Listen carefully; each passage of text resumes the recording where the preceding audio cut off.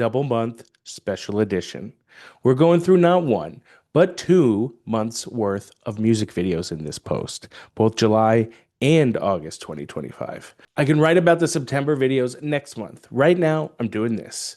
There are so many music videos posted to YouTube every month. Just video after video, upload after upload, and someone has to be here to keep track of the good ones, or we're gonna forget. I have to email you the best music videos every month. I have to send them to you in an email, or we're all going to forget. Pro tip, be sure to focus on what list you're looking at, because in addition to the best of the month, we also highlight the worst music videos of every month. So make sure you know what list you're looking at. I don't want you looking at worst thinking it's best. Because worse, in this case, doesn't just mean it's boring or the lighting is bad or whatever. It means it's actually harmful to YouTube and society. And with that, here are the music videos worth remembering. Click the link in the table of contents to jump down to that video. The best videos of July 2025. Clips featuring Kendrick Lamar, Chains and Whips. Clips is 2 for 2 on this album so far, but in this case, they take the eye candy up a notch and it's even more successful. I saw this music video in a theater a couple weeks ago and it gave me a literal boost of energy. The camera tricks are cool, but they're even cooler when Pusha T and Malice are there. Also, perfect button at the end. One of my favorite endings of a music video this year. Kneecap, the recap. The world needs more bands like Kneecap. I would not have guessed that 3 shouty Irish rappers would be some of the most unapologetically pro-Palestinian liberation, but these guys have time and time again put themselves on the line for the cause. This video, which features footage from their now iconic Glastonbury set, I don't know if that's how you say it, was released less than a week after. An impressive feat by director Finn Keenan and team, especially with all the animation components, but a necessary and effective tactic to keep the conversation centered around Palestine. Tame Impala, End of Summer. Your hipster ex-boyfriend's favorite band is back. I feel like performance videos get a bad rap, especially when it's credible artists like this one. But beyond the mixed media and the split screen, this video is mostly driven by performance and vibes. And not phony looking performance either. He's got a microphone and everything. Add in some shots of the Tame Impala guy just shredding on a motorcycle and you've got a video that keeps you entertained for 9 straight minutes. Oliver Arnold's and Talos, A Drowning. One of the most grounded, poetic, and human videos we featured this year. It took me 3 plays to get all the way through because it keeps making me cry. This slice of life video features real people in real places and is a meditation on loss, but also a celebration of life and the things that make it worth living. The video also features the most wholesome and communal comment thread on all of YouTube. Disney Blood, Disney Blood. Transutopia under a full moon in Malibu? Sign me up. Disney Blood is the newest glitch pop supergroup on the block, and the video for their self-titled single is the latest in the people running naked in the forest genre. There's the original, Sugar Ross Gobbledygook, then came Joywave's Tongues, and now Disney Blood, Disney Blood. All S-tier videos in their own right, but I think the inclusion of Grandma, the giant never-ending story-style Muppet head, rises this one above the rest. Tyler, the Creator, Stop Playing With Me. I'm not even sure this is really a music video. Tyler has uploaded several highly produced videos of him performing songs from Don't Tap the Glass, but none have the official video label. But whatever you want to call this, it's entertaining, energetic, and it has LeBron James in it. So it's getting a spot on the list. Lola Blanc, Dear Sarah. Tyler's not the only artist with a self-directed dance video this month. Lola Blanc has one too. Lola confronts the trope of the scary old woman, often depicted in horror films. She subverts this narrative by casting an older dancer who brings a raw and unhinged energy to the performance, challenging ageist stereotypes in the process. It's an impressive one-take video with a lot of lighting cues and camera movement, and Paula, the dancer, moves more gracefully throughout it than I have ever moved in my whole life. Somber 12 to 12. Somber is a rare Gen Z artist that signed his record deal before the viral TikTok fame. And because of that, he seems to be going on a bit more of a traditional, timeless artist development track. And one cheat code to legitimacy is to have Gus Black direct a music video for you. Gus Black has not only the coolest name in music videos, he also could direct an elevated alt rock video in his sleep. You could put a ham sandwich in a Gus Black video and he'd be on SNL or Fallon in less than a month.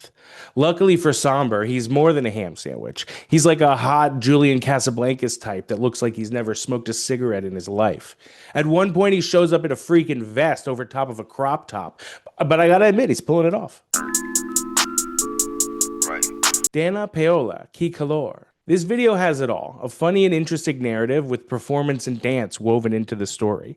It's cinematic as hell and feels fully realized. I'm not usually a fan of such a long wind-up without music, but the setup really hooks you in and then it never really lets your attention go. Plus, this song's pretty short, so it's fine. Right. Suicide Boys featuring Bones, now and at the hour of our death.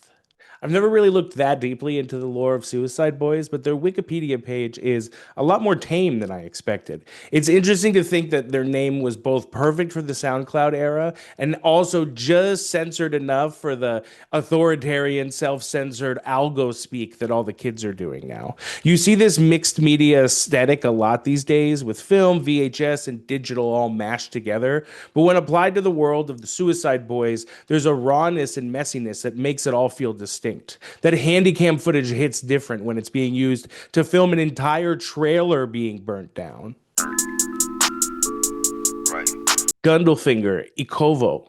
Dugan Gundelfinger used to be one of the hottest music video directors in the game in the early 2010s, before pivoting hard into commercials. He's reemerged to make a music video with his daughters for one of his own songs. More people should do this. People should have creative side pursuits, and instead of family photos, they should make music videos with their family. It helps if your friends are Drew Beneman and Ricky Gayas to shoot and color your video, but it doesn't have to be them. You could use your own friends. Right. The worst videos of July 2025. Right. Glorb, Ghost in the Shell. Okay, so I thought this was going to be just like a quick windmill dunk on an AI-generated song, and they would move on to August. But honestly, the more I think about this, the more grim it seems. There are a million AI-generated YouTube videos uploaded to YouTube every day, so to single out this one, it's gotta be the worst. It's gotta be truly bad. And not just because of how many times they make literal poop references in the lyrics. If you don't know Glorb, forgive me for introducing you. He's an anonymous YouTuber that posts SpongeBob rap videos created with like an AI voice simulator or something. Glorb also has an alt account, Blorg, but instead of SpongeBob, it's Simpsons and South Park characters rapping. Glorb crawls out of the same boards and chans that have been the breeding ground for the ironic to nihilistic pipeline. These platforms are saturated with far-right, violent, and racist memes. The same part of the internet that turned Pepe the Frog into a tool for online harassment has now turned Marge Simpson and Hank Hill into YouTube rappers. This isn't simply edgy humor. It's a cultural aesthetic blending irony, fandom, and dehumanizing detachment, all of which can dangerously blur the lines between memes and real-world violence. This type of thing isn't new. It's been happening online way before the AI bubble. Back in 2021, a song called Outside Remix by Young Mickey went viral for covering the song Outside Better Days by Mo3 and OG Bobby Billions in the voice of Mickey Mouse. The person seemed to alter their voice naturally without the help of AI or autotune, and the lyrics were slightly changed into a diss about Goofy. The problem is, Mo3 was actually murdered prior to the release of the original song. The cover got deep fried and reshared on TikTok and hundreds of other places. Most people who saw the meme probably don't even know who Mo3 is. Last month, there was a mass shooting in a church in Minneapolis. It's reported that the shooter had a bunch of messages and memes written on their gun, including the minimalist Reddit meme, Loss. All of this is cut from the same internet cloth. Glorb's videos, the Young Mickey cover, the meme scrawled on the shooter's gun, they all share the same ironic, desensitized logic. Cartoons, memes, nihilistic humor, they all act as filter that flattened everything into content for the lols. As one user on Blue Sky puts it, it's also deeply soaked in irony and toxic fandom culture that if you aren't actually researching this stuff for a living, you really shouldn't engage with it. Right. The best videos of August 2025. Right. Florence and the Machine, Everybody Scream. The top comment on this video says, I love when Florence and the Machine is Florencing and machining. And that pretty much sums this up. Everyone's just screaming and carrying on. But on top of that, you have Florence Welch just absolutely taking ownership of everything within 100 feet of her. And also big shout outs to the 90-second credit roll at the end of this video. That's one smart way to avoid having the end of the video ruined by insane YouTube pop-ups. Right. Baby Metal featuring Spirit Box, My Queen. Baby Metal's latest album is full of collabs with other heavy metal superstars, and their mashup with Spirit Box is likely the most natural. After going viral for an unsettling TikTok shot on set, fans were buzzing about the release of this video, and director Death Cats did not disappoint. Staging the two bands on opposite sides of a life-size chessboard, the choreography is literally insane and the casting of the evil one is very inspired. I can't believe they pulled these dance moves off on that life-size chessboard. It must have been adhered to the ground with something very strong. Right. Ophelia, Amos, Q DJ, and J Music, Party, featuring Space Posse. Every month, I search official music video on YouTube and watch every video uploaded within the past 30 days. And this search yields mostly slop. People use music video SEO on all sorts of weird shit to get attention. But this may be the best video to ever emerge from this workflow. I've never heard of any of these artists, any of the musicians. I've never heard of the video director, but I'm now a fan of all of them. The group choreography in this video is incredible, especially with all of these really long takes. A lot of times they stay on the routine and don't cut until the end. The climax of this video is one 50-second long take of an entire group dance routine. They aren't creating the energy in the edit. The energy is already there in the choreography. Right. Tyler, the Creator, Darling I. While in the middle of releasing a ton of video content for Don't Tap That Glass, Tyler has also recently dropped an official music video off Chromacopia, his album from last year. A kind of rare and unexpected move, but T has written his own rules for years, and I guess that continues. This is actually the only video in the August list from a male artist, I guess cementing that this summer was for the girlies. And speaking of girlies, this song is about how Tyler can't keep falling in love with different women, and the video is about the same thing. The different women are played by Chase Infinity, Nia Long, Io Debris, Willow Smith, and Lauren London.